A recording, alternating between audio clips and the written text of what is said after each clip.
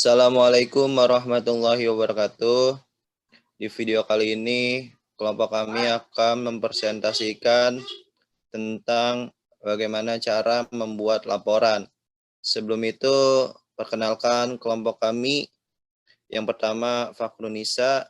Yang kedua, Azkiani Nurfa. Yang ketiga, Nur Muhammad. Yang keempat, Safana Aini Rahmani. Oke, untuk mempersingkat waktu, marilah kita mulai pemaparannya atau presentasinya. Kepada Aini, dipersilakan.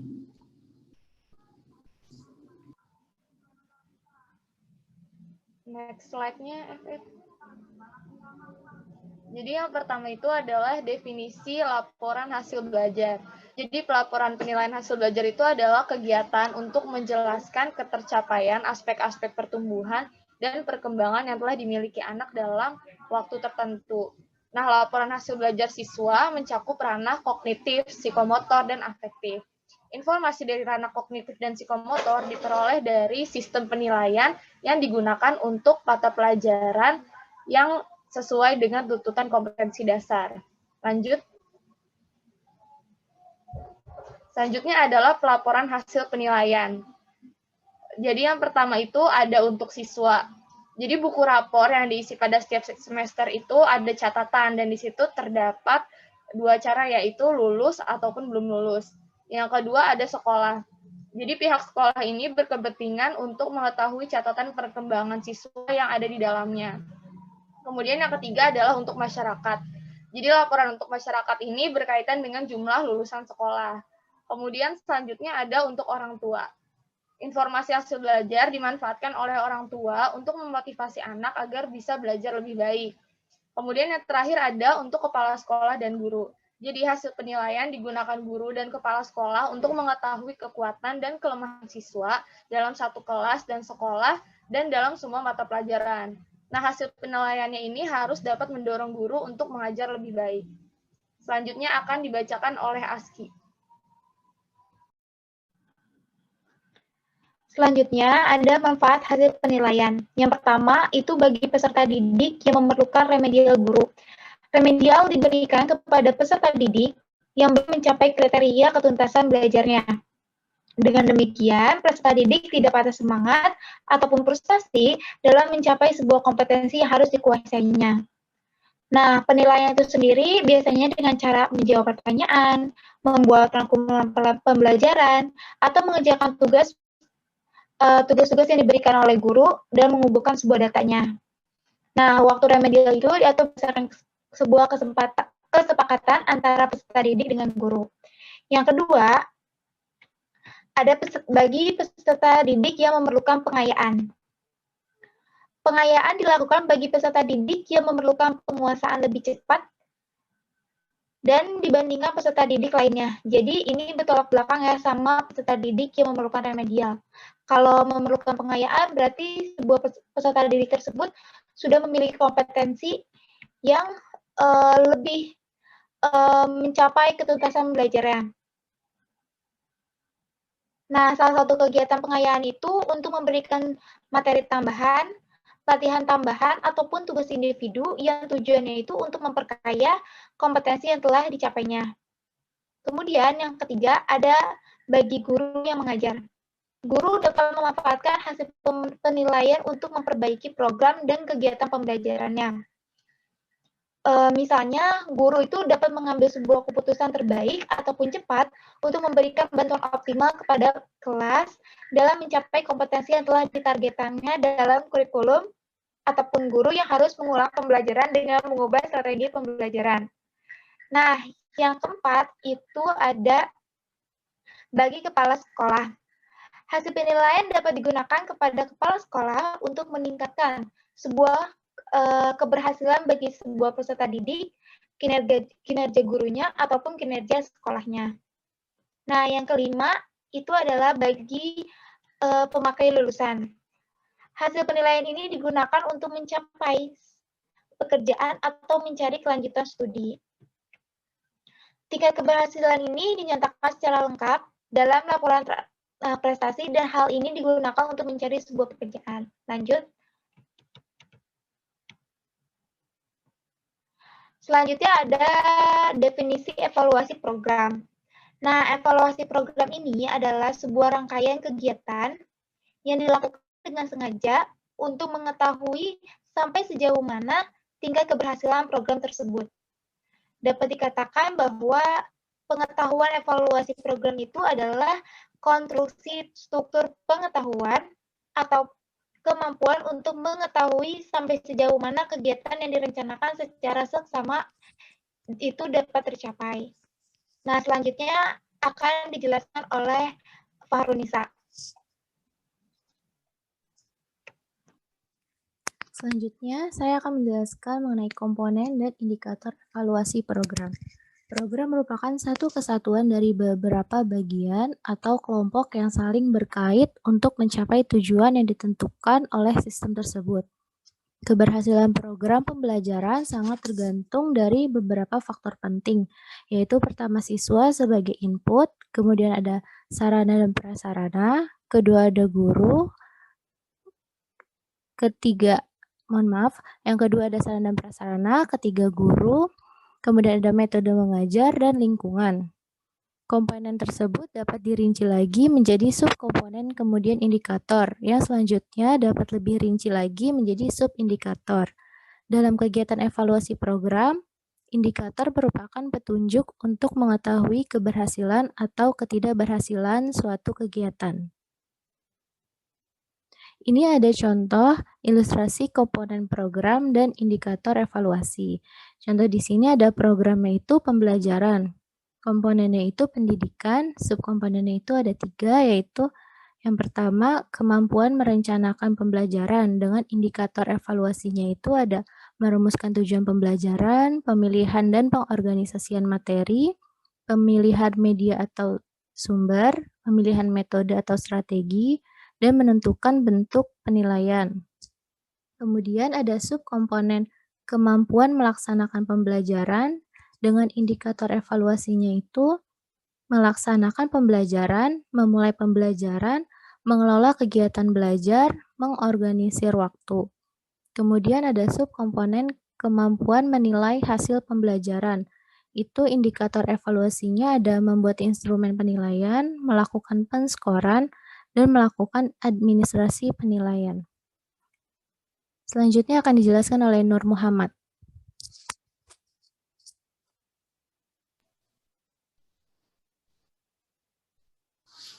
Oke, selanjutnya ini adalah contoh laporan profil hasil belajar siswa untuk siswa, orang tua, guru, dan sekolah. Dapat kita lihat contohnya di sini kelas atau programnya kelasnya kelas 11 semester 1 pelajaran matematika. Nah, di sini harus diterapkan KD. Yang pertama KD 1.1 itu menggunakan sifat dan aturan tentang pangkat, akar, dan logaritma dalam pemecahan masalah. Nah, K-nya ini adalah kognitif, itu ada penilaiannya juga 10 sampai 100. Nah, ini P-nya ini psikomotorik. Yang tadi kognitif itu adalah akal atau nalar pemikiran. Yang psikomotorik ini adalah keterampilan dari peserta didik tersebut.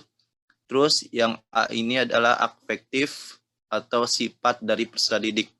Sudah tertera nilainya kognitif 10 sampai 100%, psikomotorik 10 sampai 100%, dan afektif itu sifatnya A itu baik, B itu cukup, C itu mungkin buruk. Nah, di sini 1.1 ini mempelajari tentang pakar, akad, dan logaritma. Nah, di sini contohnya peserta didik ini mendapatkan 75 itu kognitifnya, sedangkan keterampilannya enggak ada, soalnya ini matematika mungkin. Nah, sifatnya ini B, berarti dia cukup baik. Nah, di sini komentarnya mungkin sudah kompeten karena di atas KKM gitu 75. Sekarang kan KKM sekarang ini 75 ke atas, mungkin sudah kompeten. Namun perlu penganiayaan gitu. Perlu pengayaan, maaf. Nah, yang kedua di KD 1.3 ini kompetensi dasarnya menggunakan sifat dan aturan tentang akar persamaan kuadrat, diskriminan, sumbu simetri, dan titik puncak grafik fungsi kuadrat dalam pemecahan masalah. Di sini ada perbedaan antara yang tadi di KD 1.1. Di sini kognitifnya atau nalarnya peserta didik mendapatkan 80 dan psikomotoriknya sama, strip tidak ada, dan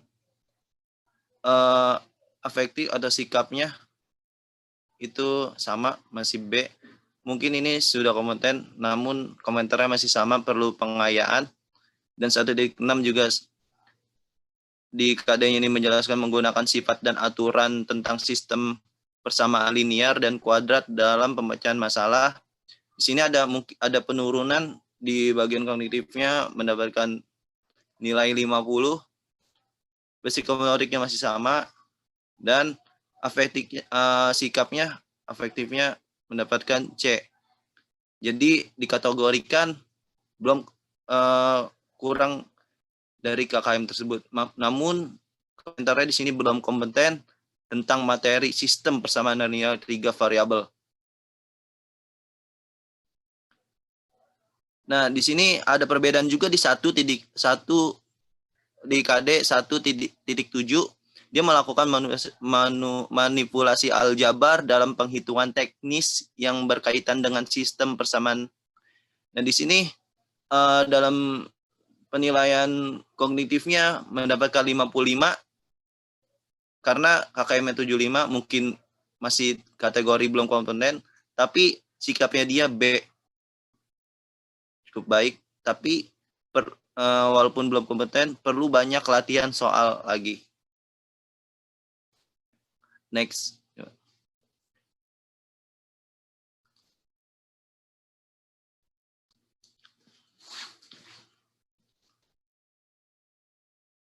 Nah, ini kayak kita sudah pernah lihat kan ya, di dalam rapot pasti ada komentar dari wali kelas siswa. Nah, ini komentarnya apakah wali kelasnya memberikan motivasi, tingkatkan belajar lagi agar peserta didik tersebut termotivasi gitu, agar di semester selanjutnya bisa nilainya lebih baik daripada sebelumnya. Nah, ini kita sudah lihat tanda tangan dari orang tua juga, orang tua atau wali siswa. Terus ini ada tanda tangan juga dari guru mata pelajaran yang berkaitan. Dan yang tadi sudah keterangan yang tadi yang KPA itu, K itu kognitif, P-nya psikomotorik, dan A-nya afektif. Next.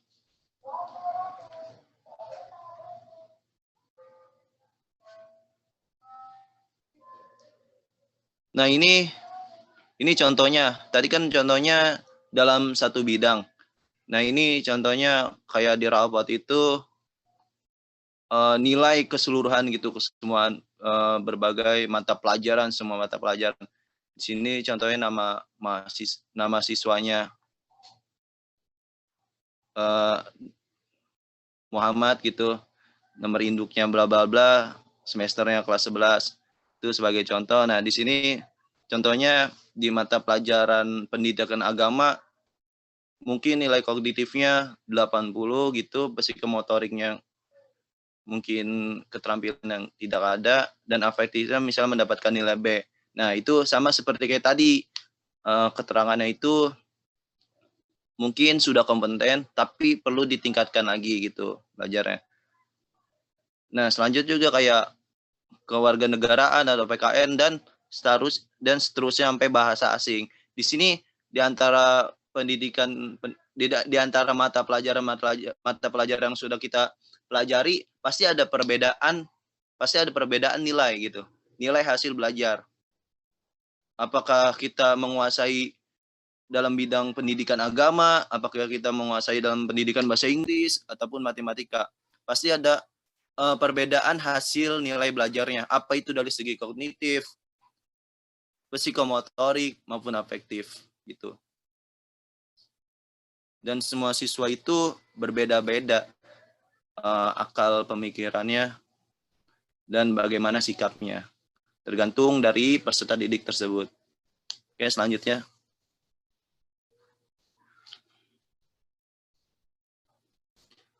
Nah, di rapot kan kita pernah lihat ada yang namanya kegiatan ekstrakurikuler ya, atau organisasi gitu. Nah, ini setahu saya kalau kegiatan ini untuk menambahkan poin plus bagi rapot gitu. Nilai dari organisasi tersebut. Nah, ini contohnya kegiatan ini, contoh kegiatan pramuka gitu. Keterangannya sudah kompeten atau sudah menguasai ilmu-ilmu apa yang kita pelajari dalam organisasi tersebut. Selanjutnya juga PMR, Marawis, dan lain sebagainya. Nah, ini adalah alasannya. Alasannya apa? Mengikuti kegiatan tersebut. Dan di sini juga harus diterapkan lamanya gitu, jam atau hari kegiatan tersebut itu kapan gitu. Apa misalnya kegiatan pramuka di hari Rabu gitu, kegiatan PMR di hari apa, itu jamnya dan harinya harus ditulis gitu. Oke, selanjutnya.